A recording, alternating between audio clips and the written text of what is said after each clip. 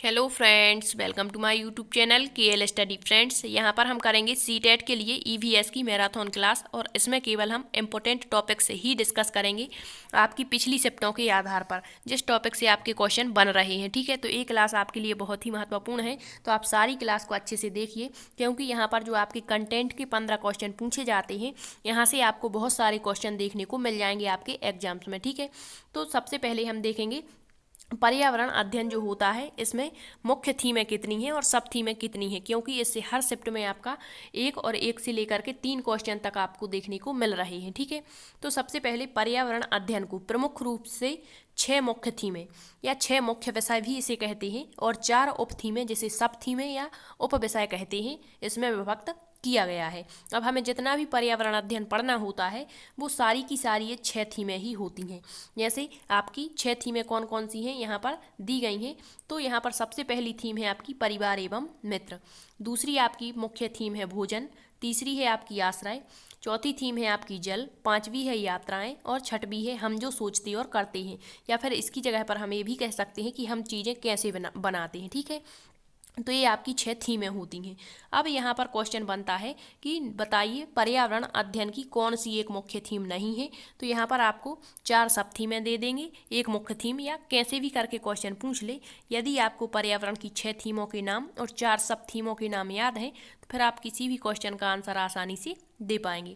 तो इसे याद रखने का तरीका है कि हमारा एक परिवार और मित्र होते हैं, उस परिवार और मित्र के लिए भोजन की ज़रूरत होती है, पीने के लिए जल की, रहने के लिए आवास की ज़रूरत होती है और घूमने के लिए यात्राएं हम करते हैं और ऐसा हम सोचते हैं। ठीक है, तो ये आसानी से आपको याद रहेंगी।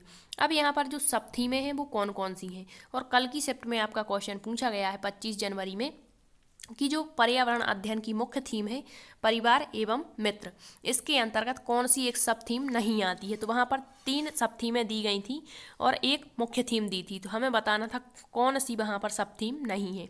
तो 4 सब थीमें जो हैं या 4 जो पर्यावरण अध्ययन के उप विषय हैं, इनको जो मुख्य विषय है परिवार एवं मित्र इसके अंतर्गत रखा गया है, याद रखिए। अब ये 4 उप विषय कौन कौन से हैं, तो वो हैं आपके कार्य एवं खेल, संबंध, पेड़ पौधे और पशुएं। ठीक है, ये 4 आपके उप विषय हैं। तो इतना ही हमारा सिलेबस होता है जो आपके पूरे मुख्य थीमों और सब थीमों में बटा हुआ है। अब हमने देखा है जैसे यहाँ पर कह दिया पशु, तो पशु के बारे में सारी चीज़ें हम पढ़ते हैं, पशुओं में आपके पशु पक्षी जानवर आ जाते हैं। ठीक है, इसके बाद पेड़ पौधों के बारे में, संबंध, कार्य एवं खेल, ये डिटेल से जब हम पढ़ते हैं तो यही हमारे पर्यावरण अध्ययन का सिलेबस होता है।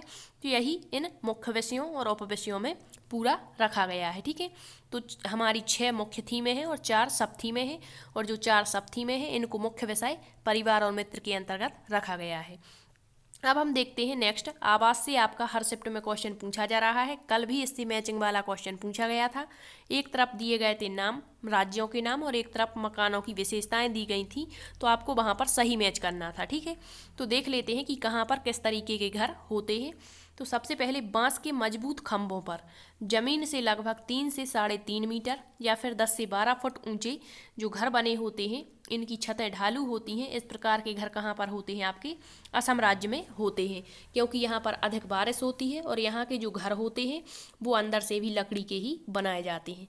तो बांस के बने हुए घर पूछता है तो किस राज्य में है, असम में। ठीक, नेक्स्ट है आपका पत्थर और लकड़ी से बने ढालू छतों वाले घर कहाँ पर होते हैं, तो मनाली जो कि हिमाचल प्रदेश में है। तो याद रखिए पत्थर लकड़ी के घर मनाली। नेक्स्ट है मिट्टी के घर जिनकी छतें कटीली झाड़ियों से छाई रहती हैं, इनकी फर्श को गोबर से लीपा जाता है ताकि कीड़े ना लगे। तो मिट्टी के बने हुए घर कहाँ पर होते हैं, राजस्थान के ग्रामीण क्षेत्रों में। ठीक, नेक्स्ट है राजस्थान में मिट्टी के घरों को गोबर से लीपा जाता है, क्यों क्यों लीपा जाता है, ताकि उसमें दीमक न लगे। नेक्स्ट है पत्थर के बने घर जिनकी फर्श और छत लकड़ी की बनी होती है, इनकी छतें ढलान वाली एवं बर्फ से ढकी रहती हैं। इस प्रकार के घर कहाँ पाए जाते हैं, तो आपके लद्दाख में पाए जाते हैं। ठीक है, ढालू छतें रहती हैं और ढलान वाली, क्योंकि बर्फ़ जमा होता है, तो वो घर होते हैं आपके लद्दाख में। और लद्दाख में ही आपके ऊबड़ खाबड़ इलाके हैं। लद्दाख को हम क्या कहते हैं, ठंडा रेगिस्तान, कोल्ड डेजर्ट कहा जाता है। यहीं पर आपकी चांगपा जनजाति पाई जाती है।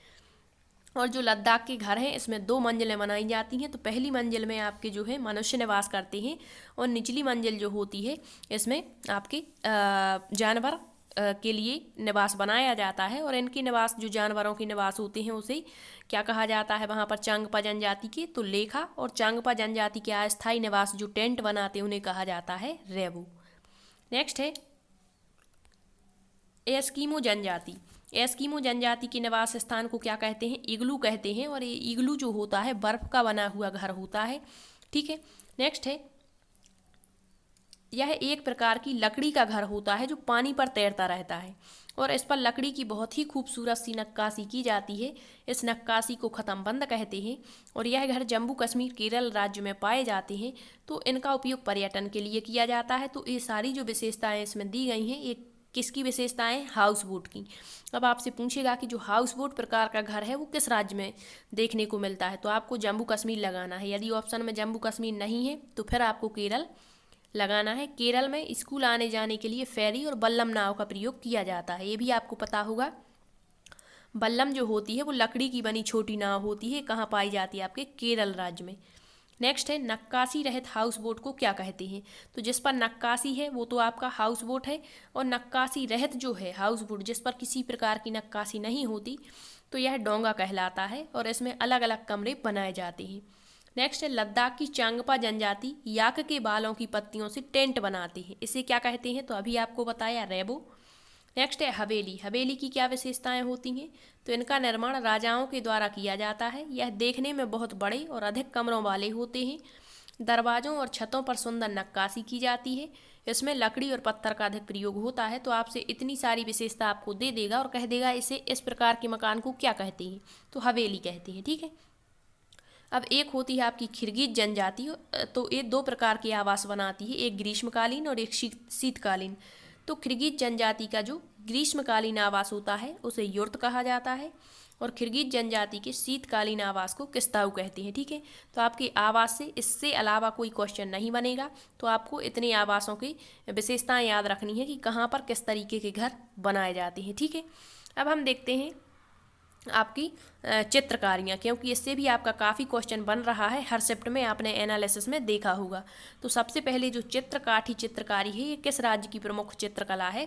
तो चित्रकाठी चित्रकारी आपके महाराष्ट्र की प्रमुख कला है। आप इस चित्र के माध्यम से देख सकते हैं कि किस प्रकार से चित्रकारी की जाती है। अब इसकी विशेषता देख लेते हैं कि जो चित्रकाठी चित्रकारी है यह कला महाराष्ट्र राज्य में प्रसिद्ध है। इस कला में किसी कहानी को हाथ से बने कागज पर प्रस्तुत किया जाता है और इस चित्रकला में आपकी जितनी भी चित्रकलाएं एनसीईआरटी में दी गई हैं सभी में प्राकृतिक रंगों का प्रयोग होता है और सभी में लोक देवी देवताओं के चित्र अंकित किए जाते हैं, ठीक है। तो चित्रकाठी चित्रकारी कहाँ की है? आपकी महाराष्ट्र की। इसके बाद है बरली कला। तो आपके 29 दिसंबर फर्स्ट शिफ्ट में पूछा गया था कि बरली जनजाति कहाँ पाई जाती है। कल पूछ लिया था आपके 25 जनवरी फर्स्ट शिफ्ट में जारवा जनजाति कहाँ पाई जाती है। तो बरली जनजाति आपकी महाराष्ट्र में पाई जाती है और बरली कला भी वहीं की प्रसिद्ध लोक कला है महाराष्ट्र की, ठीक है। तो यहाँ पर बरली के बारे में देखते हैं। इस प्रकार का इसमें चित्र अंकित किए जाते हैं और यह कला महाराष्ट्र राज्य में प्रसिद्ध है। बरली चित्रों में ब्रश के रूप में चढ़ाने वाली बांस की लकड़ियों का प्रयोग किया जाता है। इस कला में मिट्टी और गाय के गोबर के मिश्रण का उपयोग करते हैं। तो ये भी पूछा गया था 2021 वाले सीटेट एग्जाम्स में कि जो बरली कला होती है इसमें किस मिश्रण का प्रयोग किया जाता है? तो मिट्टी और गाय के गोबर का, ठीक है। इस कला में वही आपके प्राकृतिक रंग जैसे चावल का पेस्ट है, पानी और लेई का मिश्रण इसमें इस्तेमाल किया जाता है और इसकी जो पृष्ठभूमि है वो गेरू रंग की होती है और इस पर सबसे ज़्यादा जो रंग का प्रयोग होता है वो सफ़ेद कलर का होता है, ठीक। नेक्स्ट है मधुबनी चित्रकारी। तो मधुबनी चित्रकारी से आपका क्वेश्चन बन चुका है। ये किस राज्य की प्रसिद्ध लोक कला है? तो बिहार राज्य की है, ठीक है। अब आपको बता दें कि जो मधुबनी चित्रकारी है इस चित्रकारी को मिथिला चित्रकला के नाम से जाना जाता है, ठीक है। इस चित्रकारी में बिहार राज्य तो है ही प्रसिद्ध, लेकिन उसके कुछ ज़िले पूछ लिए जाते हैं कि कौन से ज़िले में ये प्रसिद्ध नहीं है। तो आपको याद रखना है कि किस किस ज़िले में की जाती है बिहार के। तो दरभंगा, सहरसा, पूर्णिया, मुजफ्फरपुर और मधुबनी। इसके अलावा नेपाल के कुछ क्षेत्रों में यह चित्रकला प्रसिद्ध है, ठीक है। तो ये इसकी कुछ विशेषताएं हैं, आपको याद रखनी है। नेक्स्ट है प्रारंभ में यह कला केवल रंगोली के रूप में प्रचलित थी, लेकिन अब धीरे धीरे यह कला दीवारों पर, कपड़ों पर और कागजों पर भी होने लगी है और मिथिला की औरतों के द्वारा इस कला की शुरुआत की गई थी घरेलू चित्रकला के रूप में, लेकिन वर्तमान में इसे पुरुषों ने भी अपना लिया है, ठीक। इस चित्रकला में देवी देवताओं की तस्वीरें, प्राकृतिक नज़ारे जैसे सूर्य और चंद्रमा, धार्मिक पेड़ पौधे जैसे तुलसी पीपल हो गया, विवाह के चित्र, पशु पक्षियों के चित्र देखने को मिलते हैं। ठीक है, इसके अलावा इसमें प्राकृतिक रंगों जैसे नील का प्रयोग, हल्दी का प्रयोग, चावल के पेस्ट का प्रयोग, पौधों के रस का प्रयोग इसमें किया जाता है। तो इतनी चीज़ें आपको मधुबनी पेंटिंग के बारे में याद रखनी है। नेक्स्ट है आपकी फाड़ चित्रकारी। तो यहाँ पर केवल वही चित्रकलाएं ली गई हैं जो आपकी एनसीईआरटी में दी गई हैं और इन्हीं से आपके क्वेश्चन बन रहे हैं। तो जो फाड़ चित्रकारी है राजस्थान राज्य में की जाती है। आप यहाँ पर देख सकते हैं कि किस प्रकार से चित्रकला की जाती है। ठीक है, अब फाड़ चित्रकारी देख लेते हैं। राजस्थान की लोक चित्रकला है और इस पेंटिंग की यह शैली पारंपरिक रूप से कपड़े और कैनवास के लंबे टुकड़े पर की जाती है, जिसे फड़ के नाम से जाना जाता है। इस चित्रकला में राजस्थान के लोक देवताओं को चित्रित किया जाता है। ठीक, नेक्स्ट है पट्टा चित्रकारी किस राज्य की है? तो ये आपके उड़ीसा राज्य की प्रसिद्ध लोक कला है। यहाँ पर आप देख सकते हैं पट्टा चित्रकारी में उड़ीसा की एक पारंपरिक यह कला है। इसमें हिंदू देवी देवताओं को चित्रित किया जाता है और पट्ट का अर्थ ही होता है कपड़ा। नेक्स्ट है पोचमपल्ली कलमकारी। ये तो कितनी शिफ्टों में रिपीट हो चुका है क्वेश्चन। तो यह है आपके ऑप्शन में, यदि आंध्र प्रदेश है तो ये सही है और तेलंगाना है तो ये सही है और दोनों ऑप्शन में है तो दोनों सही हैं। ठीक है, क्योंकि पहले क्या था कि आंध्र प्रदेश था, लेकिन 2014 में जब मध्य प्रदेश का गठन हुआ, मतलब नए राज्य बनाए गए थे, तो वहाँ पर तेलंगाना को इससे अलग कर दिया गया था। ठीक है, नेक्स्ट है आपका, यहाँ देख लेते हैं कलमकारी और पोचमपल्ली कला जो होती है साड़ियों पर विशेष प्रकार की इसमें बुनाई की जाती है और यह साड़ियाँ आंध्र प्रदेश और तेलंगाना की प्रसिद्ध हैं। आप यहाँ पर देख सकते हैं इस प्रकार से। ठीक है, नेक्स्ट है आपकी जामदानी बुनाई किस राज्य में की जाती है? तो पश्चिम बंगाल राज्य में। जामदानी बुनाई पश्चिम बंगाल के सबसे महीन मलमल की साड़ी होती है। इसमें सूती और सोने के धागों का इस्तेमाल किया जाता है। नेक्स्ट है पटोला बुनाई या बंडाना डिजाइन, ये कहाँ की प्रसिद्ध है? तो गुजरात और राजस्थान की, मुख्य रूप से गुजरात की। ठीक है, पटोला गुजरात की एक विशेष प्रकार की रेशमी साड़ी है। नेक्स्ट है pashmina shawl, most important, Jammu Kashmir एवं लद्दाख में पश्मीना शॉल के बारे में याद रखिए। जो चांगपा जनजाति के लोग होते हैं ये भेड़ और बकरियों को पालते हैं, तो जो बकरियों के बालों से ऊन मिलता है उससे बनाया जाता है पश्मीना शॉल। और पश्मीना शॉल हाथ से बनाए जाते हैं। एक पश्मीना शॉल बनाने में 250 घंटे का समय लगता है और यह बहुत ही गर्मी प्रदान करता है। इनका एक बाल इतना पतला होता है कि इनके 6 बाल हमारे एक बाल के बराबर होते हैं। एक पश्मीना शाल जो होता है 6 स्वेटर के जितनी गर्मी देता है।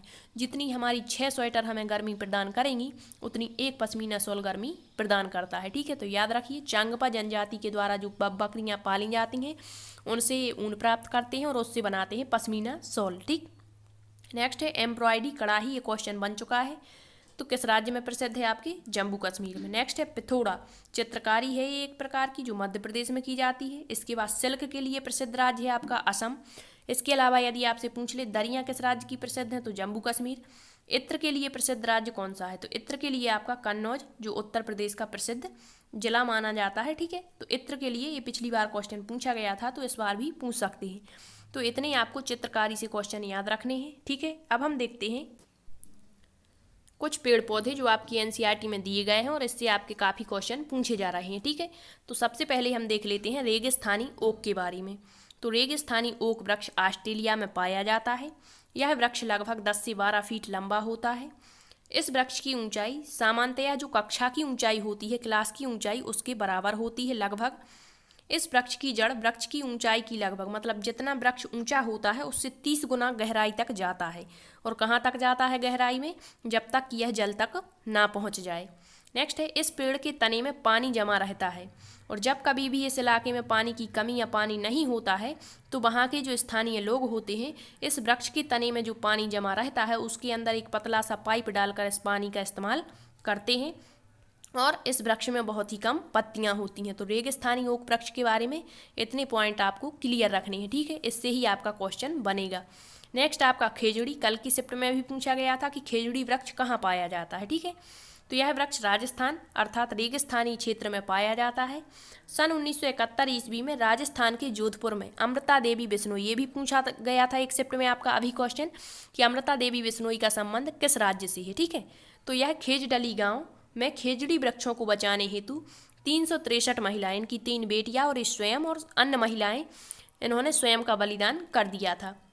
भारत सरकार ने इनके सम्मान में, किनके, अमृता देवी बिश्नोई के सम्मान में वन्य जीव संरक्षण राष्ट्रीय पुरस्कार शुरू किया। कल पूछा गया था वन्य जीव सप्ताह कब मनाया जाता है, तो उसका राइट आंसर था अक्टूबर का प्रथम सप्ताह। ठीक है, नेक्स्ट है, यह वृक्ष रेगिस्तानी इलाकों में पानी की कमी वाले इलाकों में होता है। इस वृक्ष की छाल से दवा बनाई जाती है, मतलब हर एक पार्ट इस वृक्ष का इम्पोर्टेंट है। लकड़ी में कीड़े नहीं लगते हैं, फलियों की सब्जी बनाई जाती है, और इसकी जो छाया होती है वृक्ष की, वहाँ पर यहाँ के बच्चे और जानवर खेलना पसंद करते हैं।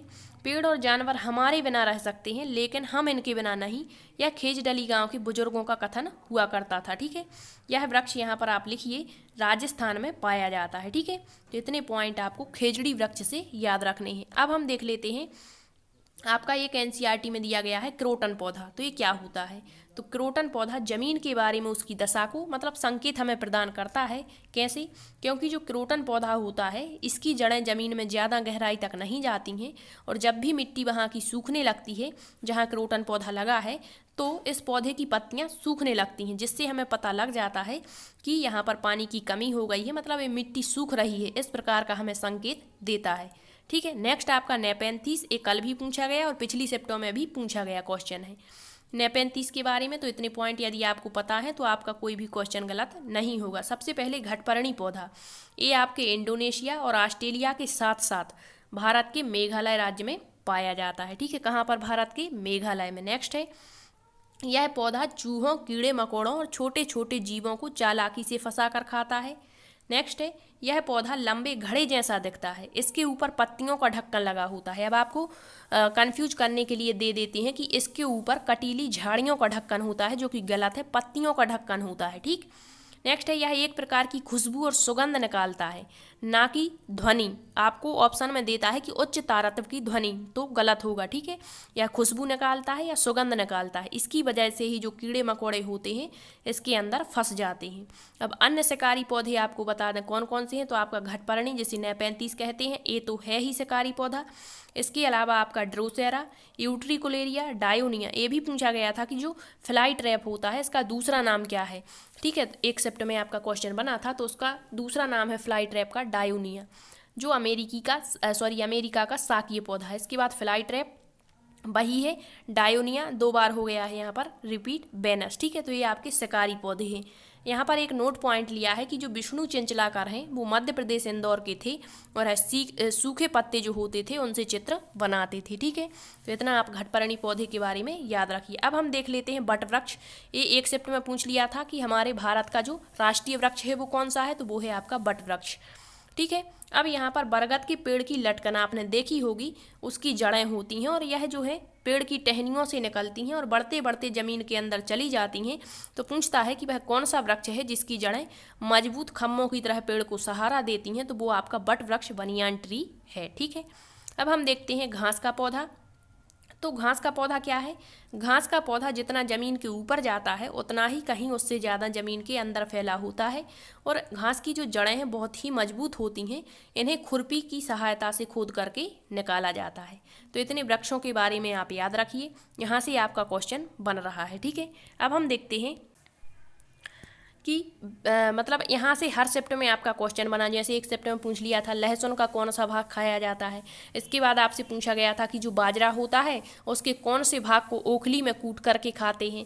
तो यहाँ से इतना सा टॉपिक है, हर शिफ्ट में क्वेश्चन बन रहे हैं, तो याद रखिए आप कि पौधे के भाग जिसे हम खाते हैं, जैसे जड़ें, तो आपसे पूछ लेगा कि जो टेपियोका होता है इसका कौन सा भाग खाया जाता है, ऑप्शन में देगा जड़, तना, पत्ती या बीज। ठीक है, तो याद रखिए मूली, गाजर, चुकंदर, टेपियोका और शकरकंद, इनका खाया जाने वाला भाग जो है वो जड़ें होती हैं। ठीक है, मूली आपकी जड़ होती है, शंकुरूपी जड़, गाजर तर्करूपी जड़ होती है। ठीक है, तो ये आपकी जड़ें हैं। नेक्स्ट है तना, तने में आपका आलू, लहसुन, प्याज और अदरक आता है। अब आप कहेंगे पढ़ते तो नीचे हैं ज़मीन के, तो फिर ये तने कैसे हुए, ये तने हैं, आपने पढ़ा होगा साइंस में। ठीक है, तो ये पूछा गया था लहसुन का खाया जाने वाला भाग कौन सा है, तो वो तना ऑप्शन में था राइट आंसर। ठीक है, इसके अलावा पत्तियां कौन कौन सी हैं, तो धनिया है, पत्ता गोभी, अरबी, पालक और करी पत्ता। नेक्स्ट है बीज, बीज में आपका चना, बाजरा, सरसों, गेहूं और धान, आपका बाजरा पूछा गया था। नेक्स्ट है फूल, कौन कौन से फूल हैं, तो सहजन, केला और कचनार के फूलों की सब्जी खाई जाती है। यहाँ भी आपका मैचिंग वाला क्वेश्चन देते हैं, एक तरफ राज्य दे देते हैं और एक तरफ कह देते हैं कि इनका मिलान कीजिए सही। तो जो सहजन के फूलों की सब्जी है ये आपके महाराष्ट्र राज्य में खाई जाती है, केले के फूलों की सब्जी आपके केरल राज्य में खाई जाती है और कचनार के फूलों की सब्जी आपके उत्तर प्रदेश राज्य में खाई जाती है, याद रखिए। नेक्स्ट है फलियाँ। फलियाँ कौन कौन सी हैं, तो मटर और सेम जो है इसकी फली खाई जाती है। तो इतनी चीज़ें आपको पौधे के कौन से भाग से क्या प्राप्त होता है याद रखना है, ठीक है। अभी तक तो इससे क्वेश्चन नहीं बना है कि विदेश से आने वाली सब्जियां कौन सी सब्जी कहाँ से आई है इस बार, ठीक है। पिछली बार काफ़ी क्वेश्चन पूछे गए थे, तो हो सकता है आपकी शिफ्ट में यहाँ से क्वेश्चन बन जाए। तो याद रखिए कि जो हरी मिर्ची है, टमाटर और आलू ये कहाँ से आए हैं, दक्षिण अमेरिका से। पूछ लेता है कि हमारे भारत के लोग खाने में हरी मिर्च का प्रयोग करते हैं, तो बताइए यह किस देश से भारत में आई है, तो दक्षिण अमेरिका से। और लाने वाले कौन थे, पुर्तगाली, याद रखिए, ठीक है। कौन लाए थे, पुर्तगाली। नेक्स्ट है आपका यूरोप से आने वाली सब्जियां हैं गोभी और मटर, अफ्रीका से कॉफ़ी बीन्स और भिंडी आई है, चीन से आया है सोयाबीन, 7 समंदर पार से आलू, मक्का, चाय। इसके बाद आपकी देसी चीज़ें कौन कौन सी हैं, तो बैगन, मूली, सेम, करेला, आम, संतरा, बेर और केला, पालक, परमल, टिंडा और मेथी, ये भारतीय यानी देसी चीज़ें हैं। तो इतना याद रखिए कि कौन सी सब्जी कहाँ से भारत में आई है, यहाँ से आपका एक क्वेश्चन बन जाता है, ठीक। अब हम देख लेते हैं पादपों में पारिस्थितिकीय अनुकूलन, मतलब कौन से पौधे कहाँ पर उगते हैं। तो काफ़ी क्वेश्चन आपके नए पूछे जा रहे हैं, तो हो सकता है आपकी शिफ्ट में इस टॉपिक से क्वेश्चन बन जाए, ठीक। तो यहाँ पर सबसे पहले जलोद्भिद पौधे जो हाइड्रोफाइट्स पौधे होते हैं, यह पौधे अधिक जल वाले स्थानों, जहाँ पर अधिक जल की मात्रा होती है वहाँ पर पाए जाते हैं। जैसे आपसे कह दिया कि मनी प्लांट किस प्रकार का पौधा है, ऑप्शन में देंगे जलोद्भिद पौधा है, समोद्भिद है, लवणोद्भिद है, क्या है। तो जहाँ पर जल की अधिकता होती है वो पौधे जलोद्भिद पौधे कहलाते हैं और इसका एग्जाम्पल है मनी प्लांट। नेक्स्ट है समोद्भिद पौधे, मीजोफाइट्स। तो यह पौधे सामान्य स्थानों पर उगते हैं। सामान्य का मतलब ना अधिक जल होगा ना ही अधिक मतलब सूखाग्रस्त क्षेत्र होगा, ठीक है। तो इस इलाके में उगने वाले पौधे होते हैं समोद्भिद। इसके अंतर्गत आपके वन, बाग, बगीचे, खेत आदि आ जाते हैं, ठीक है। नेक्स्ट है आपका मरोद्भिद पौधे। मरोद्भिद मतलब मरुस्थलीय क्षेत्रों में पाए जाते हैं, जहाँ मृदा में पानी की कमी यानी शुष्क एरिया होता है, तापमान अधिक होता है, पानी की कमी। इसका मोस्ट इंपोर्टेंट उदाहरण आपको दें तो राजस्थान रेगिस्तानी क्षेत्र, ठीक है। यहाँ पर कैक्टस हो जाएगा आपका, कैक्टस का जो पौधा होता है। नेक्स्ट है लवड़ीय पौधे, क्या कहलाते हैं, तो लवड़ीय मानी जहाँ पर लवण की अधिकता होती है, हेलोफाइट्स इन्हें कहते हैं। खारे जल वाली जगहों पर जो पौधे पाए जाते हैं, ठीक है, तो वो लवड़ीय पौधे होते हैं। तो इतना आप याद रखिए पादपों में पारिस्थितिकीय अनुकूलन, ठीक। नेक्स्ट देख लेते हैं। नेक्स्ट है हमारा बीज, इससे भी आपका क्वेश्चन बन रहा है। तो यहाँ पर आपको कुछ बीजों के बारे में एनसीईआरटी में पॉइंट दिए हैं, यही पॉइंट आपको याद रखने हैं। बीजों को प्राचीन समय में सूखी लौकी जो होती थी उसमें रख करके उस पर मिट्टी का लेप कर देते थे और ऊपर नीम की पत्तियां डालते थे जो इनको कीड़ों से बचाती थीं। तो बीजों को रखने का जो संरक्षित करके रखने का उपाय था वो इस तरीके का था, ठीक है। नेक्स्ट है पौधे स्वयं भी अपने बीजों को दूर फेंक देते हैं और कपड़ों में चिपक कर और पानी के जरिए एक स्थान से दूसरे स्थान पर पहुंच जाते हैं। नेक्स्ट है सोयाबीन की फलियां जब पक जाती हैं तो ऑटोमेटिकली चटक जाती हैं और उससे बीज बाहर बिखर जाते हैं। नेक्स्ट है काली मिर्च, सौंफ, गेहूँ, ये बीज हैं। नाशपाती, भिंडी, करेला, खीरा। पूछा जाता है कि बताइए कौन से ऐसे या सब्जियों का समूह है जिनमें बीज पाए जाते हैं। तो बीज वाले जो सब्जियों का समूह है वो है नाशपाती, भिंडी, करेला, खीरा, टमाटर और चीकू। नेक्स्ट है कपड़े में बंधा हुआ बीज पानी में भिगोए गए बीज की तुलना में जल्दी से अंकुरित हो जाता है। नेक्स्ट है दांत का दर्द दूर करने के लिए लौंग के तेल का इस्तेमाल किया जाता है। ग्रेगर जॉन मेंडल 1822 में इनका जन्म हुआ था। इन्होंने मटर के बीजों पर प्रयोग किया था, ठीक है। नेक्स्ट है पटसन का रेशा, ये क्वेश्चन पूछा जा चुका है। पटसन का रेशा पटसन के किस भाग से प्राप्त होता है पौधे के, तो वो तने भाग से प्राप्त होता है। लौंग पौधे के किस भाग से प्राप्त होती है, तो फूल की कली से प्राप्त होती है। कॉफ़ी पौधे के किस भाग से मिलती है, तो बीज से मिलती है। केसर मसाला बनाने के लिए पौधे का कौन सा भाग इस्तेमाल किया जाता है, तो वर्तिकाग्र, ये पाउडर जैसी संरचनाएं होती हैं। अफीम पौधे के किस भाग से प्राप्त होती है, तो अधपके के फल से प्राप्त होती है। किस पेड़ की छाल मसाले के रूप में प्रयोग की जाती है, तो दालचीनी की। नेक्स्ट बीज प्रकीर्णन, ये क्या कहलाता है, तो आपको बता दें कि बीज जब एक स्थान से दूसरे स्थान पर किसी भी माध्यम से पहुंच जाते हैं, जैसे वायु के माध्यम से उड़ करके पहुंच गए तो एक स्थान से दूसरे स्थान पर जा करके उग आते हैं, या जानवरों के माध्यम से पहुंच जाते हैं, या फिर आपको बता दें जल के माध्यम से पहुंच जाते हैं। तो पिछली बार इससे काफ़ी क्वेश्चन पूछा गया था कि जो आपका मांस का वृक्ष होता है या मांस के जो बीज होते हैं, ठीक है, ये इनका प्रकीर्णन किसके माध्यम से होता है। तो देख लेते हैं कि जल के द्वारा किन किन चीज़ों का प्रकीर्णन होता है, वायु द्वारा और जंतुओं द्वारा। तो जल के द्वारा एक स्थान से दूसरे स्थान पर जाने वाले बीज होते हैं नारियल और सिंघाड़ा। ये जलीय स्थानों यानी तटीय स्थानों पर होते हैं, और जब जल की अधिकता होती है तो जब ये जल में गिर जाते हैं पक करके तो एक स्थान से दूसरे स्थान पर पहुंच जाते हैं और दूसरे स्थान पर भी इनका क्या होता है, उग आता है। ठीक है, नेक्स्ट है वायु द्वारा। वायु के द्वारा सहजन के बीज, आर्किड, मैपल और कंपोजिटी एस्ट्रेसी कुल के पौधे एक स्थान से दूसरे स्थान पर पहुंच जाते हैं। जंतुओं के द्वारा तो कांटेदार बीज जिनमें हुक जैसी संरचनाएं होती हैं, और जब ये जंतु के शरीर से चिपक जाते हैं और जंतु दूसरे स्थानों तक जाते हैं तो वहां बिखेर देते हैं। इसमें आ जाता है यूरेना और जैंथियम। पिछली बार ये पूछा गया था जैंथियम का जो प्रकीर्णन है वो किसके माध्यम से होता है, वहां दिया गया था ऑप्शन में जंतुओं के द्वारा। ठीक है, तो इतना आपको बीजों से याद रखना है। ठीक, अब हम देखते हैं प्रसिद्ध भोजन, मतलब कहाँ पर कौन सा भोजन प्रसिद्ध है, इससे भी आपके क्वेश्चन पूछे जा रहे हैं। तो सबसे पहले केरल के देख लेते हैं। नारियल से बना हुआ टेपियोका कहाँ खाया जाता है, केरल राज्य में। टेपियोका का दूसरा नाम क्या है, तो कोप्पा है। केले के फूलों की सब्जी केरल में, ठीक है, ये अभी बताया था। अबियल, अबियल क्या कहलाती है, एक मिश्रित सब्जी है, मतलब सभी सब्जियों को मिला करके बनाया जाता है तो उसे केरल में अबियल कहते हैं। तो ये कहाँ खाई जाती है, केरल में। ठीक है, नेक्स्ट है सरसों के तेल में बनी हुई मछली जम्मू कश्मीर में, और नारियल के तेल में बनी समुद्री मछली गोवा में खाई जाती है। ठीक है, नेक्स्ट है बांस के कोपल और मोमोज किस राज्य का प्रसिद्ध व्यंजन है, नागालैंड का। लाल चीटी की चटनी आपके छत्तीसगढ़ और झारखंड में खाई जाती है, याद रखिए। नेक्स्ट है सरसों का साग, मक्के की रोटी, पूड़ी और छोले भटूरे आपके पंजाब राज्य में खाए जाते हैं। दाल चावल लिट्टी चौका बिहार राज्य का प्रसिद्ध है। चेबा और बोरा क्या है, तो ये चावल की दो किस्में हैं और यह किस राज्य में खाई जाती हैं, असम राज्य में। जो बोरा चावल की किस्म है, यहाँ जो असम का प्रसिद्ध फसल त्यौहार है बिहू, इस उत्सव पर बनाए जाते हैं चिपचिपे और मीठी चावल की खीर इससे बनती है। नेक्स्ट है बैरमा, यह एक प्रकार की मछली है और यह त्रिपुरा राज्य में खाई जाती है। नेक्स्ट है तुंगतप, मछली की चटनी मेघालय की प्रसिद्ध है।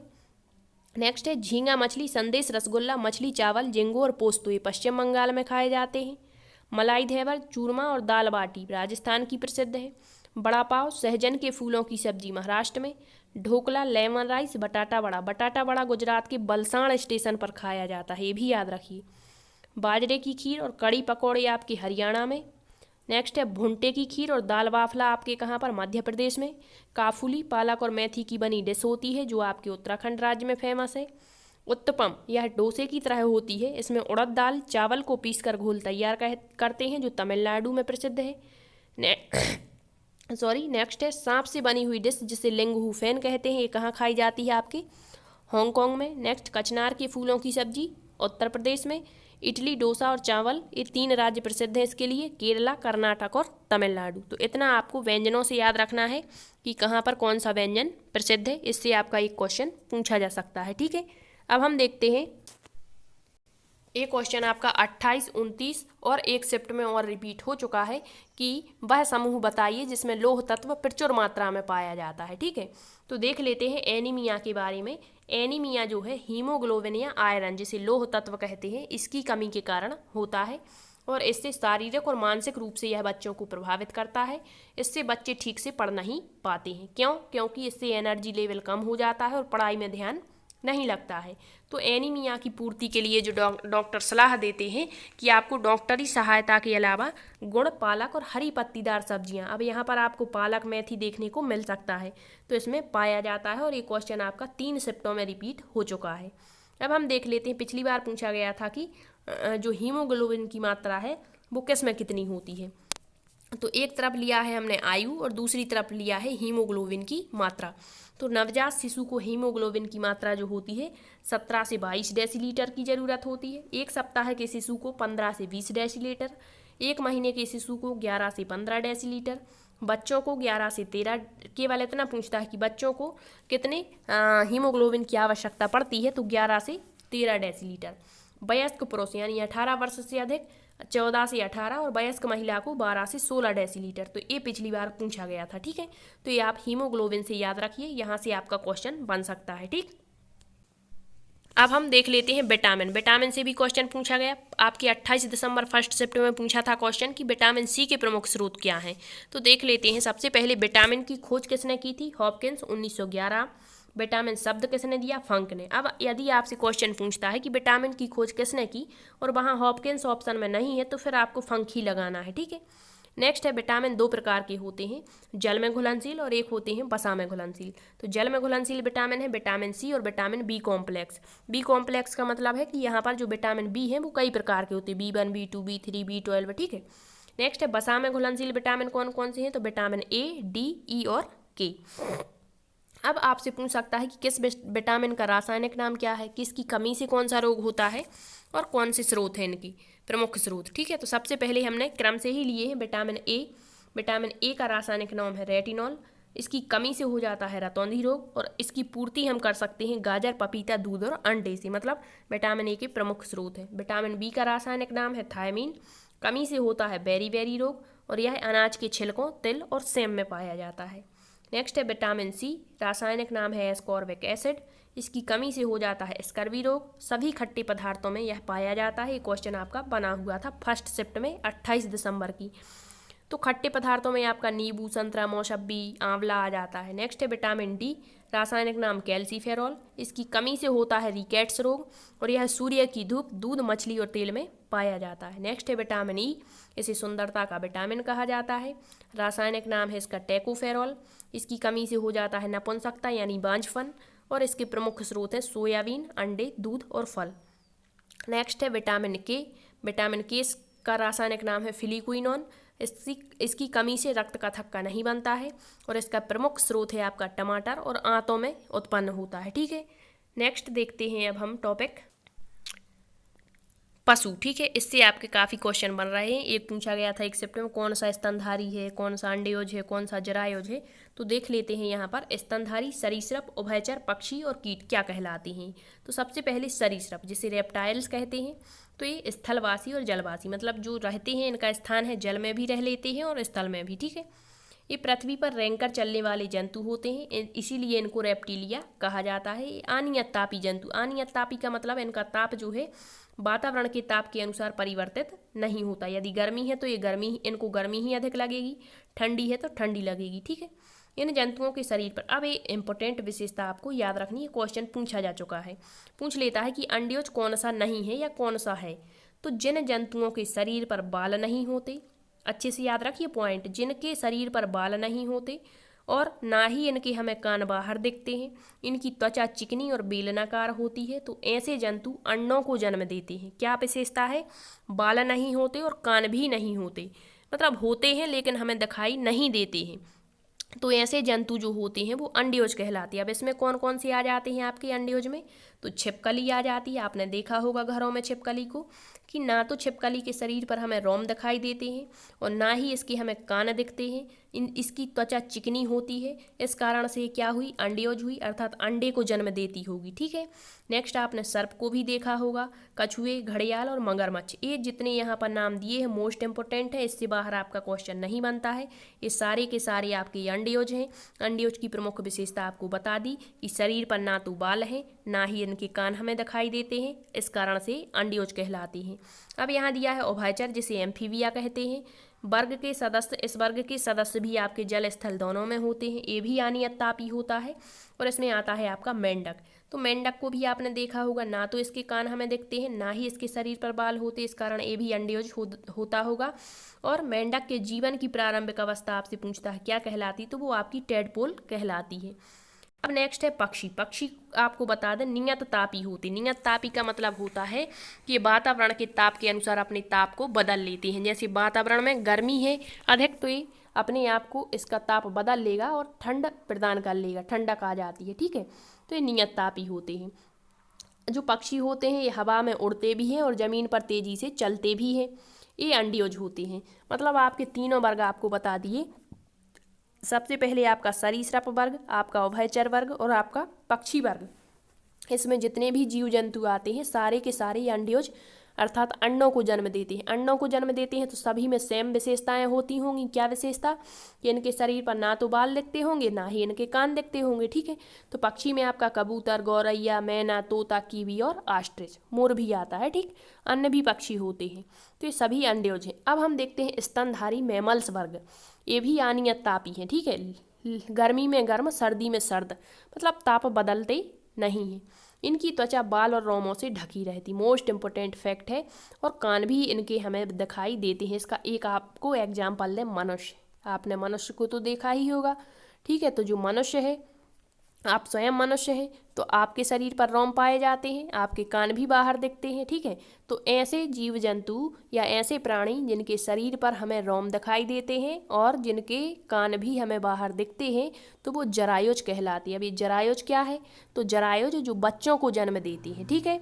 ये स्तनधारी भी कहलाती हैं। जैसे आपने देखा होगा चमगादड़, मनुष्य, हाथी, बाघ, कुत्ता, बिल्ली, चूहा, खरगोश, पेंगोलिन, ब्लू व्हेल, गाय, भैंस, बकरी, घोड़ा, ये सारे जो हैं आपके जरायुज हैं। जरायुज का मतलब क्या है? कि जो मनुष्य की भांति किसको जन्म देते होंगे? जरायुज मतलब बच्चों को जन्म देते हैं डायरेक्ट, ठीक है। तो ये जरायुज कहलाते हैं। और जो अंडों को जन्म देते हैं वो अंडयोज कहलाते हैं। तो याद रखिए, यहाँ पर एक क्वेश्चन बना था कि कौन सा आपका जो है अंडयोज नहीं है। अब अंडयोज नहीं है ऐसा क्वेश्चन था और ऑप्शन दिया था आपका छिपकली दिया था, दूसरा ऑप्शन आपका दिया था सर्प, तीसरा ऑप्शन आपका दिया था कच्छप और चौथा ऑप्शन दिया था आपका चमगादड़। तो बताना था अंडयोज कौन सा नहीं है, तो चमगादड़, क्योंकि चमगादड़ तो आपकी स्तनधारी है, जरायुज है, ठीक है। तो आगे भी आपसे क्वेश्चन पूछ सकता है। अब हम देख लेते हैं कीट वर्ग में कौन कौन से आते हैं। तो आपका बिच्छू हो गया, तिलचट्टा, नेक्स्ट है मधुमक्खी, मच्छर, तितली, रेशम, चींटी, रेशम का कीड़ा, केकड़ा, मक्खी, मकड़ियाँ, टिड्डा और झींगा, ये सारे आपके कीट वर्ग। आपको बता दें कि जो वर्ग होते हैं उनमें सबसे बड़ा वर्ग आपका कीटों का ही है, ठीक है। अब एक क्वेश्चन आपका यहाँ से पूछा जाता है, ये याद रखिए कि कौन कौन से जो जीव जंतु होते हैं किसके माध्यम से अपने समूह का निर्धारण करते हैं। तो जो रेशम का कीड़ा, चींटी, मधुमक्खी और मच्छर गंध के माध्यम से अपने समूह के सदस्यों को ढूंढ लेता है। नेक्स्ट है कुत्ता, बाघ और शेर मलमूत्र की गंध से अपने इलाके का निर्धारण करते हैं। डॉल्फिन और बाघ मौके के अनुसार अलग अलग आवाज़ें निकाल लेते हैं। और जो बाघ होता है इसकी सुनने की शक्ति इतनी तीक्ष्ण होती है कि वायु के पत्तों के हिलने से, वायु से पत्ते हिले हैं या किसी जानवर के चलने से इसमें अंतर कर लेता है। नेक्स्ट है बाज, गिद्ध और चील की दृष्टि मनुष्य की अपेक्षा 4 गुनी अधिक होती है। शेर, बाघ और चीते की दृष्टि मनुष्य की अपेक्षा 6 गुनी अधिक होती है। दोनों फैक्ट याद रखिए। मेंढक और छिपकली शिकार के लिए किसका प्रयोग करते हैं? तो ये आपके जीभ का प्रयोग करते हैं। तो इतना आपको इससे याद रखना है। अब हम देखते हैं पोषण। पोषण से क्वेश्चन बन जाता है, जैसे कह दिया भैंस बगुले में किस प्रकार का संबंध होता है। तो बस आपको इतना समझना है, फिर आप कोई भी क्वेश्चन यदि इससे बनता है तो आसानी से आंसर दे पाएंगी। तो जीव जंतुओं में पोषण जो न्यूट्रिशन होता है वो 2 प्रकार से होता है। एक तो परपोषी ऑटोट्रॉफिक्स और एक विषमपोषी। तो आपका परपोषी नाम से ही स्पष्ट है, दूसरे जीव जंतु, जबकि विषमपोषी ये 4 प्रकार के होते हैं। सहजीवी संबंध होता है, सहभोजी, परजीवी, मृतोपजीवी। अब यहाँ आपको ये साइन दिख रहे होंगे, प्लस प्लस दिया है, प्लस 0 दिया, प्लस माइनस या प्लस डैश डैश, तो ये क्या कहलाते हैं? तो आपको बता दें कि ये 2 जीव जंतु यहाँ पर रहेंगे हर एक उसमें, ठीक है, वर्ग में। तो यहाँ पर जब सहजीवी संबंध क्या होता है, इसे सिम्बायोटिक कहते हैं। तो सहजीवी जब 2 जीव जंतु हैं और दोनों एक दूसरे को लाभ प्रदान करें तो वो सहजीवी संबंध है। जब एक जीव जंतु लाभ दे और दूसरा ना तो हानि दे उसको ना ही लाभ दे तो वो सहभोजी कहलाता है। परजीवी एक तो लाभ देगा लेकिन दूसरा उसको बदले में हानि पहुंचाएगा तो ये परजीवी होता है। और मृतोपजीवी केवल लाभ देता है, ठीक है, दूसरे जीव जंतु और हमारी ही हेल्प करते हैं। अब देख लेते हैं एक एक फैक्ट। सबसे पहले सहजीवी सिम्बायोटिक। अब यहाँ जीव भी हो सकते हैं और पौधे भी हो सकते हैं। तो जब ये एक दूसरे पर निर्भर रहते हैं और एक दूसरे को लाभ पहुँचाते, केवल लाभ, हानि की यहाँ बात ही नहीं है, तो संबंध को सहजीवी, जैसे लाइकेन, लाइकेन में कैसा संबंध होता है? सहजीवी। राइजोबियम जीवाणु, ठीक है। नेक्स्ट होता है आपका सहभोजी संबंध। इस प्रकार के संबंध में एक जीव दूसरे जीव से फायदा लेता है और बदले में उसे कोई नुकसान नहीं पहुंचाता। जैसे भैंस और बगुले में संबंध पाया जाता है तो वो कैसा संबंध होता है? सहभोजी। मतलब जो भैंस है, भैंस के ऊपर बगुला बैठता है तो जो बगुला है वो भैंस की हेल्प कर रहा है, मतलब इसके कीड़े मकोड़े खा लेता है, ठीक है। लेकिन जो भैंस होती है वो बदले में ना तो इसको कोई हानि पहुँचाती है और ना ही लाभ पहुँचाती है, ठीक है। तो ये संबंध होता है सहभोजी। नेक्स्ट है परजीवी। परजीवी का मतलब बेजीव जो किसी अन्य जीव पर आश्रित हैं और उनसे अपना फायदा उठाते हैं और बदले में उनको नुकसान भी पहुंचा देते हैं, जैसे अमरबेल। तो अमरबेल जो होती है वो दूसरे पेड़ पौधों पर छाई रहती है, तो उसको तो फायदा हो रहा है और उसको वो फायदा के साथ साथ हानि भी पहुंचाती है। जिस पेड़ पर छाई रहती है उसको सुखा देती है, ठीक है, तो ये हानि दे रही है। जोंक, जोंक जैसे जूं, जूं का उदाहरण आपको दें तो जो जूं होता है वो हमारे बालों में रहता है, ठीक है, तो जूं हमारे शरीर से तो अपना पोषण प्राप्त कर रहा है, मतलब रक्त चूस लेता है और बदले में हमें काट भी देता है, ठीक है, तो ये हमें हानि भी दे रहा है और स्वयं लाभ भी ले रहा है। तो ऐसा संबंध परजीवी संबंध पैरासाइटिक कहलाता है। नेक्स्ट है आप प्रतोपजीवी, मतलब सेप्रोफाइटिक कहलाता है। तो इस प्रकार के संबंध में जीव जंतु जो है मृत अवशेषों को समाप्त कर देते हैं, मतलब मृत अवशेषों से अपना भोजन प्राप्त करते हैं। इसमें गिद्ध, चील, बाज और कौआ आ जाता है, ठीक है। और ये यदि आपसे पूछता है कि पृथ्वी की सफाई करता जीव कौन कौन से हैं, तो वो भी आपके यही है, ठीक है, पृथ्वी की सफाई करने वाली। ठीक, अब हम जानवरों के कुछ इंपॉर्टेंट फैक्ट देख लेते हैं और इससे आपके काफ़ी क्वेश्चन पूछे जा चुके हैं और आपकी शिफ्ट में भी क्वेश्चन बन सकते हैं। तो याद रखिए, पूछा गया था कि जो उल्लू और चमगादड़ हैं वो हर चीज़ को किस रंग में देखेंगे। एक शिफ्ट में ये क्वेश्चन बना था।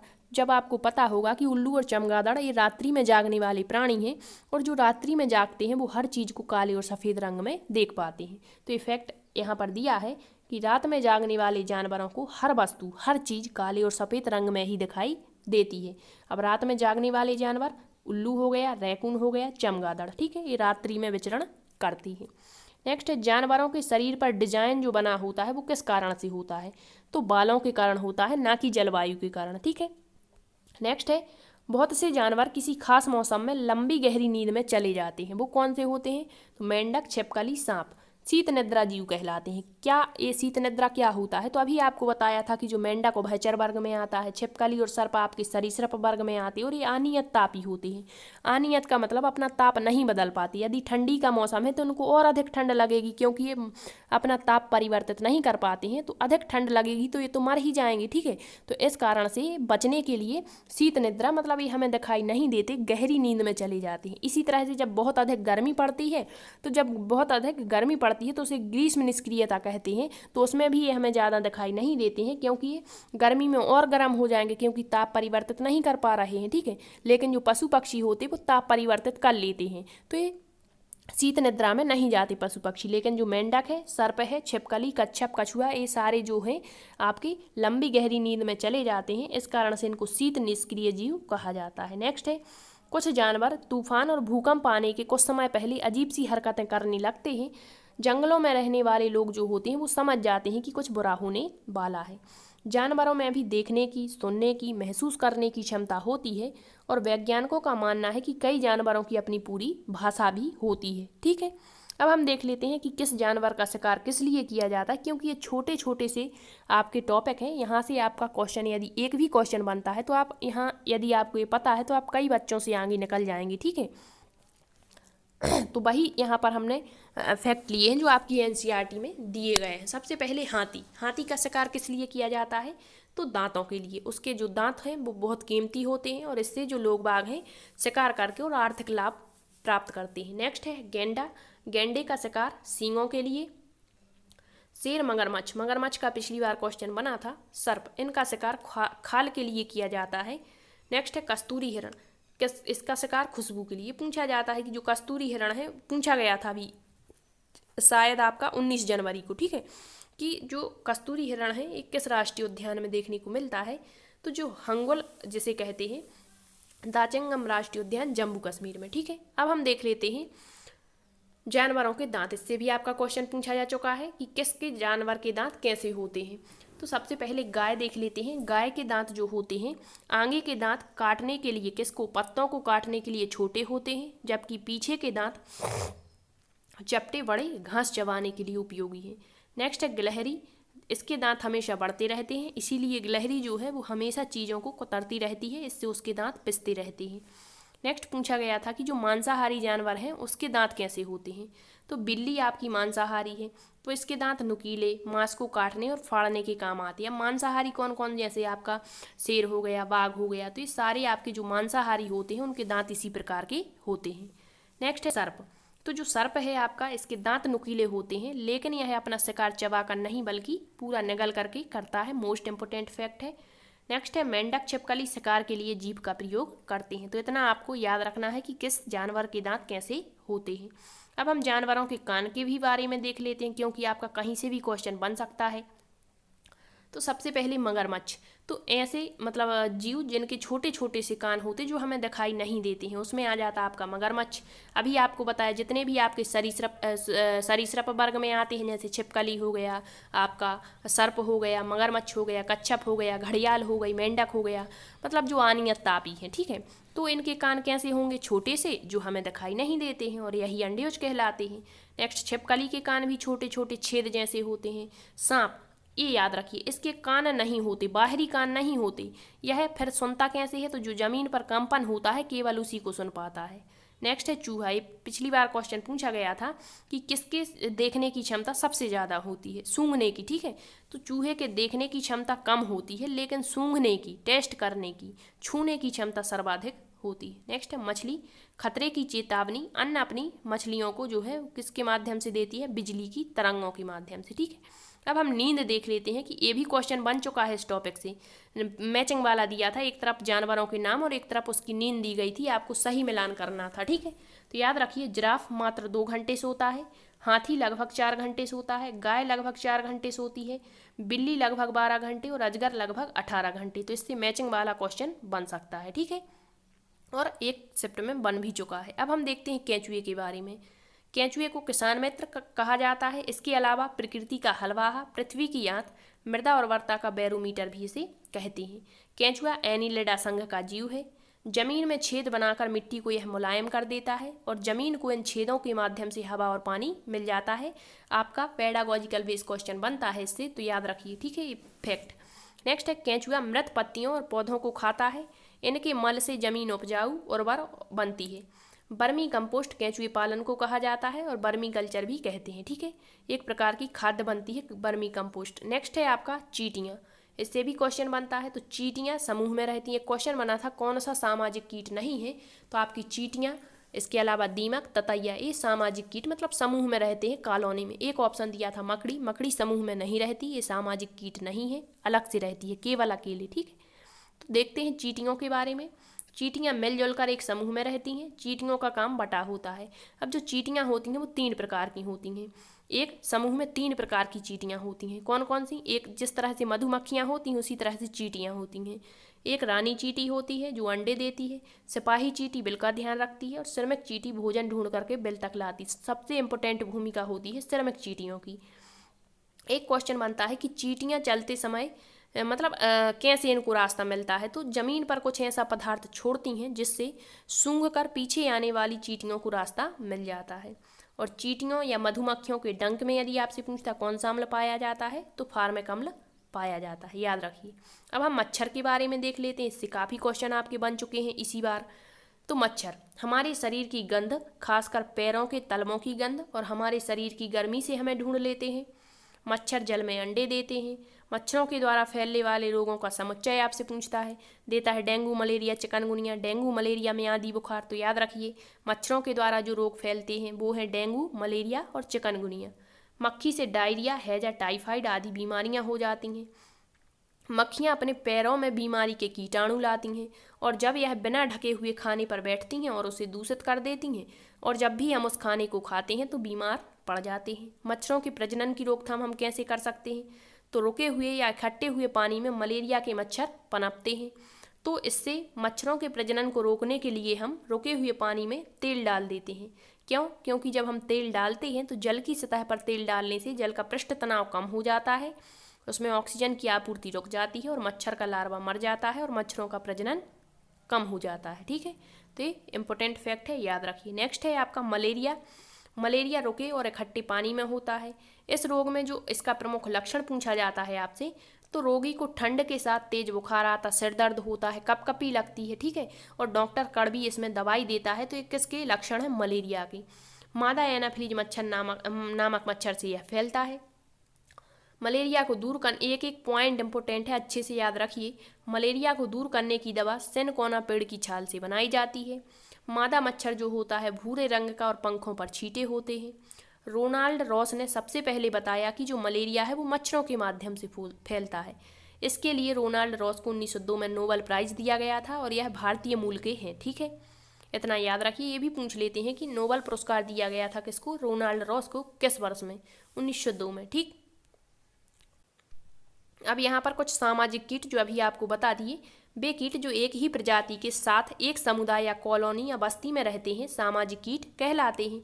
जैसे दीमक, ततैया, चींटियां, मधुमक्खियां, मतलब ये समूह में रहती हैं।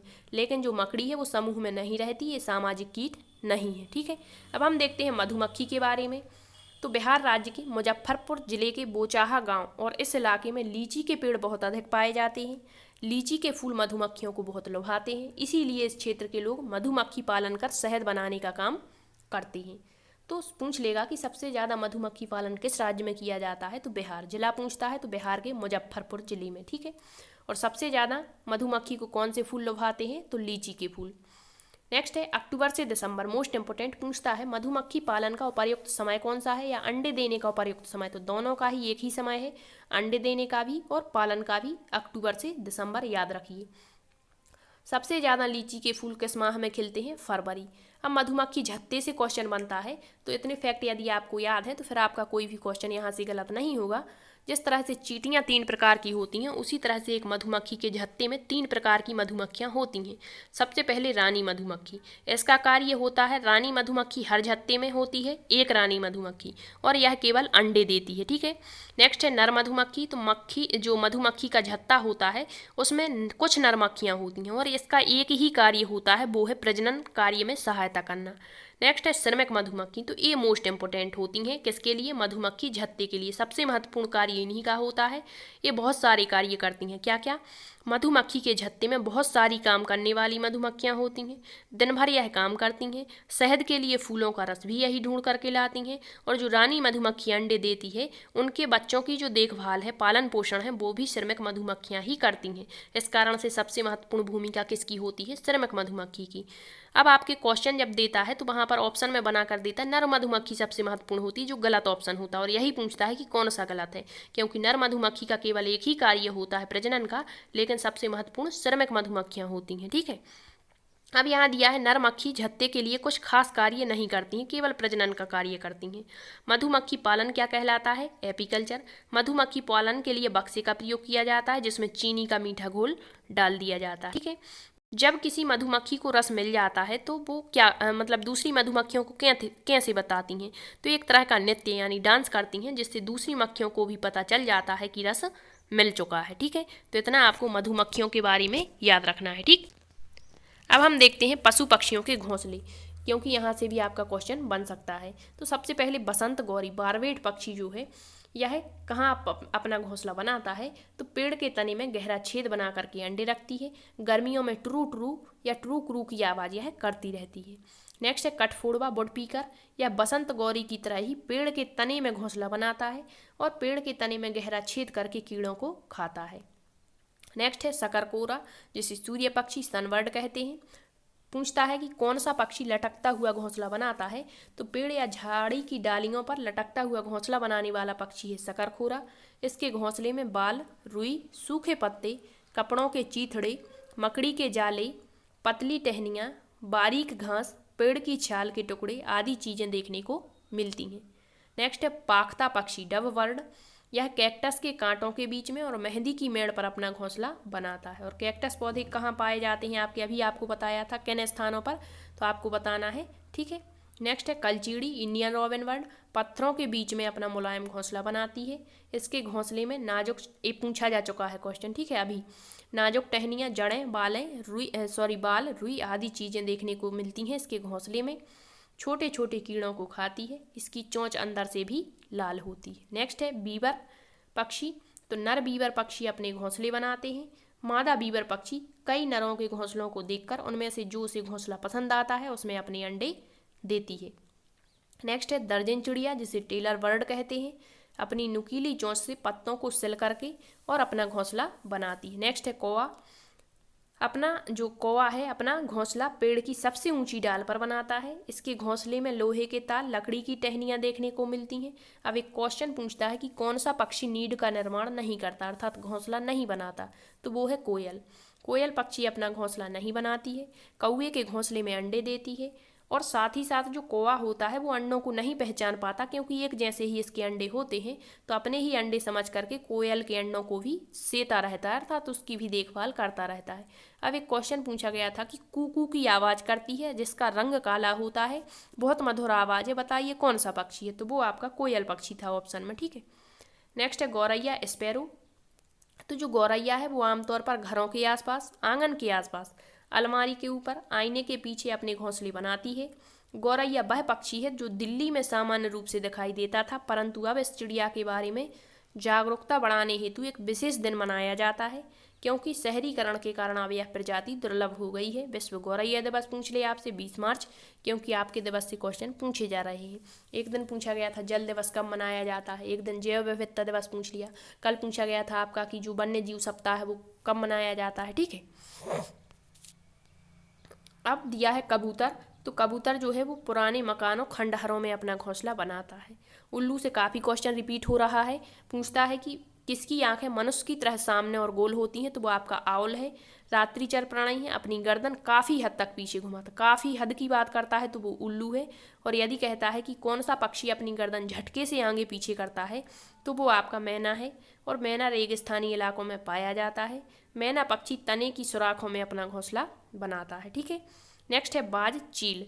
बाज और चील जमीन पर पड़ी हुई कोई भी वस्तु बाज और चील को करीबन 1 से 2 किलोमीटर ऊंचाई से दिख जाती है, दूरी से दिख जाती है। चील की पूंछ खांचे वाली होती है। नेक्स्ट है गिद्ध बलचर। गिद्ध जो होता है वो मरे हुए जानवरों को खा करके जगह को साफ कर देता है, और आकाश में बहुत ही ऊंचाई पर यह उड़ता है।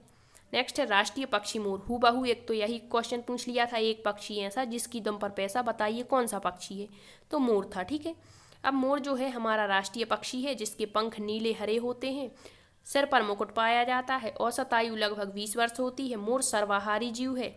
मोर प्रत्येक वर्ष अपने पंख गिरा देता है, मतलब सभी पक्षी अपने पंख गिरा देते हैं और नए पंख उनमें आ जाते हैं। अब पूछेगा यदि कि राष्ट्रीय पक्षी मोर को कब घोषित किया गया, तो 26 जनवरी सन 1963 को मोर को राष्ट्रीय पक्षी घोषित किया गया था। ठीक है, अब हम देख लेते हैं पशु पक्षियों की चोंच, किसकी चोंच कैसी होती है, क्योंकि कहीं से भी क्वेश्चन पूछ सकते हैं, तो आपको सारे फैक्ट याद रखने हैं। सबसे पहले बाज, चील और गिद्ध, मतलब ये पृथ्वी के सफाई करता जीव हैं और ये मांसाहारी हैं, क्योंकि दूसरे जीवों को खाते हैं। अतः इन मांसाहारी पक्षियों की चोंच पूछ ले आपसे, पिछली बार क्वेश्चन बने थे यहाँ से, छोटी सी होती है, हुक की तरह मुड़ी हुई। ठीक है, नेक्स्ट है कबूतर और गौरैया। इनकी चोंच चौड़ी और मजबूत होती है। ऐसी चोंच अनाज के दानों को तोड़ने में सक्षम होती है।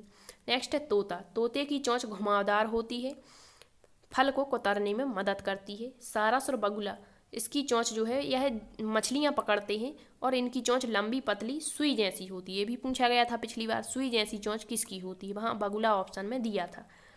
कुछ पक्षियों की चोंच निस्पंदन यानी फिल्ट्रेशन प्रणाली होती, छानने का कार्य करती है। जैसे हंस और बतख ऐसे पक्षी जो पानी के आसपास रहते हैं और अपना भोजन चोंच में लेने के बाद इनके साथ में, इनके भोजन के साथ कुछ कीचड़ भी आ जाता है, तो उसे अलग करने के लिए ये उसे छान लेते हैं, फिल्ट्रेशन कर लेते हैं। ठीक है, तो ये याद रखिए, चोंच से क्वेश्चन बन सकता है। अब देखते हैं पशु पक्षियों के आवास। जैसे मनुष्य के आवास हैं कि असम में बांस के घर होते हैं, इसके घर को ये कहते हैं। ग्रामीण क्षेत्रों में मिट्टी के घर होते हैं, राजस्थान में। तो उसी तरह से पशु पक्षियों के आवास किसको क्या कहते हैं, तो यहाँ दिया है सबसे पहले चूहा, सांप, खरगोश, दीमक और चींटी, इनके आवास को कहते हैं बिल। नेक्स्ट है चिड़िया, कबूतर, कठफोड़वा, बया, इनके आवास को कहते हैं घोंसला। नेक्स्ट है शेर, भेड़िया, लोमड़ी और भालू का आवास माद या गुफा कहलाती है। कुत्तों के आवास को कैनल कहा जाता है। बंदर, चील, कौआ और टिड्डे के आवास पेड़ की शाखाओं पर होते हैं। छिपकली, चूहा और पालतू जंतु का आवास घर में होता है। नेक्स्ट है मछली, मेंढक, कछुआ, केकड़े का आवास जल कहलाता है। गाय, भैंस, भेड़, बकरी का आवास पिंजरा या बाड़ा कहलाता है। सूअर का आवास को कहते हैं सूकरशाला। घोड़े का आवास आपका अस्तबल होता है। इसके बाद कंगारू के आवास पेड़ की कोठर पर होते हैं। मकड़ी का आवास जाला होता है, और मुर्गी के या मुर्गा का आवास जो होता है वो दड़वा कहलाता है। तो इतने आप इनके आवासों को याद रखिए। ठीक है, अब हम देखते हैं पशु पक्षियों का भोजन। जैसे हमारा भोजन कहाँ पर कौन सा भोजन प्रसिद्ध है, उसी तरह से पशु पक्षियों का भोजन, कौन सा पशु या कौन सा पक्षी क्या भोजन खाता है। तो सबसे पहले गाय, चारा भूसा खली, इसके अलावा अन्य चीज़ें भी खा सकता है, लेकिन जो मेन है, ठीक है, वो यहाँ पर हमने डाली है। नेक्स्ट है बकरी, हरी पत्तियाँ खाती है। घोड़ा का प्रसिद्ध भोजन चना है। मुर्गी का प्रसिद्ध भोजन दाना है। कबूतर का बाजरा खाता है। मछलियाँ आटे की गोलियाँ खाती हैं। कुत्ता और बिल्ली दूध, रोटी और मांस, ठीक है, क्योंकि ये मांसाहारी प्राणी है। ठीक, अब हम पशु पक्षियों के कुछ इंपॉर्टेंट फैक्ट देखते हैं। एनसीईआरटी फैक्ट हैं ये क्वेश्चन काफ़ी बने हुए हैं। तो यहाँ पर देखिए, सबसे पहले ये क्वेश्चन आपका शायद 18 जनवरी को पूछा गया था। क्या था कि पक्षी एक ही समय में दो अलग अलग चीज़ों को एक साथ देख लेते हैं या नज़र डाल लेते हैं। क्यों? क्योंकि उनकी आँखों की पुतलियाँ घूमती नहीं हैं, इस कारण ही वो अपनी गर्दन भी अधिक घुमाते हैं। मतलब इनकी जो आँखों की पुतलियाँ हैं वो स्थिर रहती हैं, और जहाँ देखना होता है तो पूरी गर्दन को घुमाना पड़ता है, और एक ही बार में ये दो चीज़ों पर नज़र फोकस कर लेते हैं। नेक्स्ट है पक्षी केवल अंडे देने के लिए घोंसले बनाते हैं। जब अंडे से बच्चे निकल आते हैं तो वो घोंसलों को छोड़कर उड़ जाते हैं और अलग अलग जगहों पर चले जाते हैं। कुछ वायु मतलब आकाश मार्ग से विचरण कर जाते हैं, कुछ पृथ्वी मार्ग से। ठीक है, नेक्स्ट है पक्षियों के पंख उनको उड़ने में। एक क्वेश्चन अभी बना हुआ है कि जो पक्षियों के पंख हैं वो किस किस कारण से उनकी सहायता करते हैं, किसके लिए हेल्प करते हैं। तो उड़ने में मदद करते हैं, साथ ही साथ उन्हें गर्माहट भी देते हैं। उनके नए पंख आते रहते हैं, पुराने पंख झड़ते रहते हैं। नेक्स्ट है पक्षियों के कान नहीं दिखते हैं, लेकिन इनके कान सिर के दोनों तरफ छोटे छोटे छेद जैसे होते हैं जो पंखों से ढके रहते हैं। पक्षी इन्हीं की मदद से सुनते हैं। पक्षी नियत तापी होते हैं, मतलब इनका ताप वातावरण ताप के अनुसार बदलता रहता है। पक्षियों के हृदय में 4 कोष्ठ होते हैं। गौरैया, पाक्ता और शकरखोरा ऐसे पक्षी हैं ये तीनों जो जोड़ों में रहते हैं, समूह में जोड़े बना करके, और अपने घोंसले स्वयं बनाते हैं। नेक्स्ट है पक्षियों की चोंच में दांत नहीं होते हैं। एमू, पेंगुइन, कीवी, रिया और शुतुरमुर्ग ना उड़ने वाले पक्षी हैं। आपसे पूछ सकता है ना उड़ने वाले पक्षियों का समूह बताइए, तो एमू, पेंगुइन, कीवी, रिया और शुतुरमुर्ग। नेक्स्ट है बुलबुल पक्षी के नर और मादा दिखने में समान होते हैं। वन्य जीव सप्ताह 1 से 7 अक्टूबर या कहीं कहीं 1 से 8 अक्टूबर दिया होता है। तो एक क्वेश्चन आपका कल की शिफ्ट में पूछा गया था, हूबहू यही क्वेश्चन था। ठीक है, तो इतना आपको एनसीईआरटी फैक्ट पशु पक्षियों के बारे में याद रखने हैं। ठीक, अब हम देखते हैं जानवरों के बारे में। इससे आपके काफ़ी क्वेश्चन, स्लॉथ हो गया, हाथी, बाघ हो गया, इसके अलावा डॉल्फिन हो गई, क्वेश्चन पूछे जा रहे हैं। ठीक है, तो सबसे पहले स्लॉथ के बारे में देखते हैं कि यह भालू जैसे दिखने वाला बहुत ही आलसी जीव है। पेड़ों से उल्टा लटक कर लगभग 17 घंटे सोता है। एक सप्ताह में एक बार मलमूत्र त्याग के लिए नीचे उतरता है। बहुत ही अच्छा तैराक होता है। जिस पेड़ पर रहता है उसी की यह पत्तियां खाता है। स्लॉथ एक पेड़ पर करीबन 5 वर्ष तक रहता है और पूरे जीवन काल में 8 पेड़ों पर ही रह पाता है। इससे हम इसकी औसत अवधि निकाल सकते हैं कि 8 पेड़ों पर रह पाता है, 5 वर्ष तक एक वृक्ष पर। तो इस प्रकार से इसकी टोटल जो औसत आयु है वो लगभग 40 वर्ष होती है। तो ये सारे फैक्ट एक ही आपके क्वेश्चन में दे देते हैं और कहते हैं बताइए कौन सा जानवर है, तो वो आपका स्लॉथ है। नेक्स्ट है आपका हाथी के बारे में। कल की शिफ्ट में शायद क्वेश्चन बना था। तो भारत का विरासत पशु होता है हाथी। ठीक है, हाथी परियोजना 1992 में शुरू की गई थी झारखंड से गजतमे के नाम से। नेक्स्ट है हाथी झुंड या समूह में रहते हैं। हाथियों के झुंड में केवल हथनियाँ और उनके बच्चे ही रहते हैं। ये फैक्ट यहाँ पर आपके कन्फ्यूजन वाले देता है ताकि आप क्वेश्चन को गलत कर दें। आपको गलत नहीं करना है, याद रखिए। एक बड़ा हाथी एक दिन में 100 किलोग्राम या फिर 1 क्विंटल से ज़्यादा पत्तियाँ खाता है, और 3 महीने के हाथी का वजन 200 किलोग्राम अर्थात 2 क्विंटल होता है। 10 से 12 हाथी और उनके बच्चे झुंड में रहते हैं। फैक्ट ये याद रखिए। ठीक है, ये पूछ लेता है कि कितने वर्ष में समूह छोड़ देते हैं, तो 14 से 15 वर्ष की आयु तक झुंड में रहते हैं और फिर झुंड को छोड़ देते हैं। हाथी दिन में केवल लगभग 2 से 4 घंटे आराम करते हैं।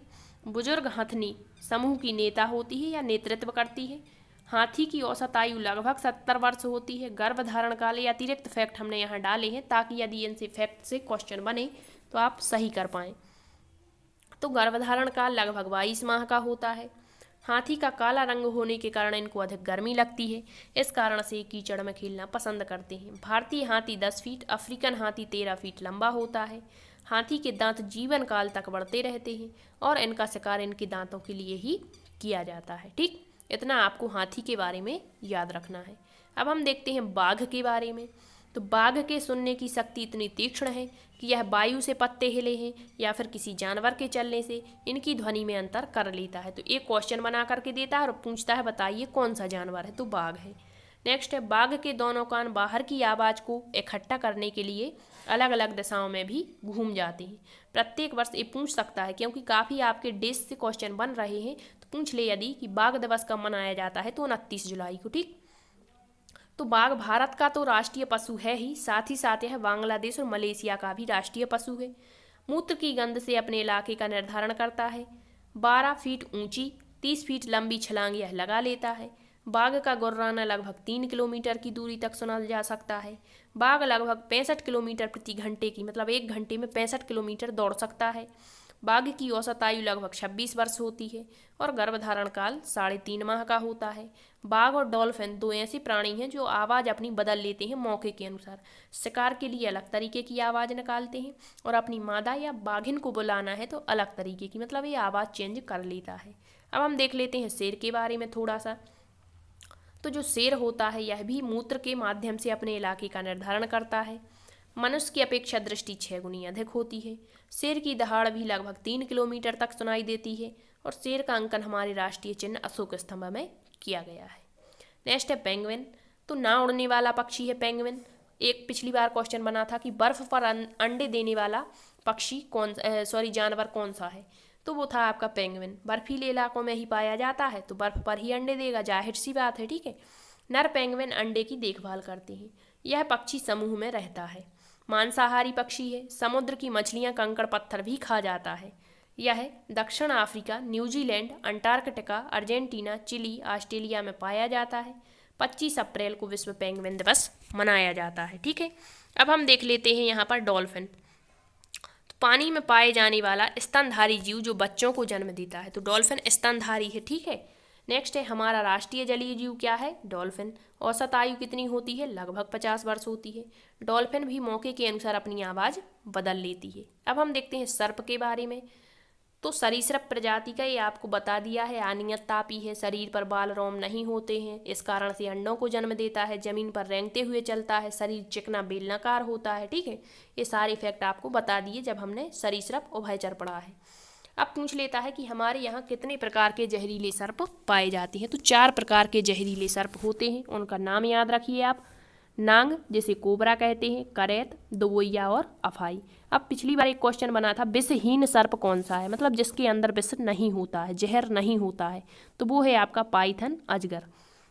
और जो गैर जहरीले सर्प होते हैं वो चमकीले नहीं होते हैं।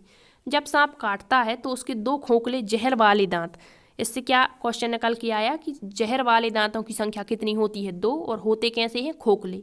तो इनके माध्यम से जहर व्यक्ति के शरीर के अंदर प्रवेश कर जाता है और जब सांप काट लेता है और जहर अंदर चला जाता है तो इससे बचने के लिए जहर से उस व्यक्ति को सीरम नाम की दवा पिलाई जाती है और यह भी सांप के जहर से ही बनाई जाती है। कहते हैं ना सांप जो जहर है वो ही जहर को काटता है। नेक्स्ट है सांप के दांत नुकीले होते हैं लेकिन वह अपना शिकार चबाकर नहीं निगल करके करता है, याद रखिए। सांप के बाहरी कान नहीं होते, फिर ये सुनता कैसे है, तो जमीन पर हुए कंपन से आवाज को सुनता है। कालबेलिया सपेरों की प्रजाति है और यह अपनी लड़की की शादी में तोहफे के रूप में सर्प को गिफ्ट करते हैं। सांप को भी किसानों का मित्र कहते हैं क्योंकि यह फसलों को चूहों से बचाता है। केंचुआ और सांप दोनों ही किसान मित्र हैं। नेक्स्ट है बीन, तुम्बा, खंजरी, ढोल सपेरों के यंत्र हैं। इसमें ढोल के अलावा सभी जो है सूखी लौकी से बनाए जाते हैं। तो याद रखिए इतनी चीज़ें सर्प के बारे में। अब हम देखते हैं लंगूर के बारे में। तो जंगल में ऊंचे पेड़ पर बैठा लंगूर अपनी पास आती मुसीबत को देख करके एक खास प्रकार की आवाज़ निकाल कर अपने साथियों को संदेश देता है और उन्हें चौकन्ना कर देता है। नेक्स्ट है आपका कुत्ता। कुत्ता जो है इसकी गलियों में अपनी जगह बटी रहती है। एक कुत्ता दूसरे कुत्ते के मलमूत्र की गंध से जान लेता है कि उसके इलाके के बाहर कहीं नए इलाके का कुत्ता प्रवेश कर गया है। अब कुछ इंपॉर्टेंट फैक्ट याद रखिए। प्राकृतिक चयन का सिद्धांत एवं ओरिजिन ऑफ स्पीसीज पुस्तक किसकी है, चार्ल्स डार्विन की है, याद रखिए। जंतु जगत की आधुनिक वर्गीकरण का श्रेय कैरोलस लिनियस को जाता है। भारत में पेलिकन पक्षी जो होते हैं कोक्कारे, बेल्लू, नैलापट्टू और कुंथल कुलम आदि स्थानों पर प्रजनन करते हैं। मीसोजोइक युग सरीसृपों का युग माना जाता है। दरियाई घोड़े को प्रकृति का रडार कहा जाता है। भारत का राष्ट्रीय पशु टाइगर है। मध्य प्रदेश राज्य को टाइगर स्टेट कहा जाता है। अंतर्राष्ट्रीय स्तर पर वन्य जीवों की सुरक्षा हेतु IUCN संस्था बनाई गई है। तो इतने फैक्ट आप ये अतिरिक्त फैक्ट के रूप में याद रखेंगे। यहाँ से आपका डायरेक्ट फैक्चुअल क्वेश्चन पूछ सकते हैं। ठीक है, तो आज की क्लास में इतना ही रखते हैं। आई होप आपको सेशन पसंद आया हो। यदि सेशन पसंद आया है तो शेयर जरूर करना। और ये बहुत ही इंपॉर्टेंट क्लास है, इसे अच्छे से यदि आपने समझते हुए पढ़ा है तो आपका यहाँ से कोई भी क्वेश्चन बनेगा तो आप आसानी से उसका आंसर दे पाएंगे। ठीक है, थैंक यू।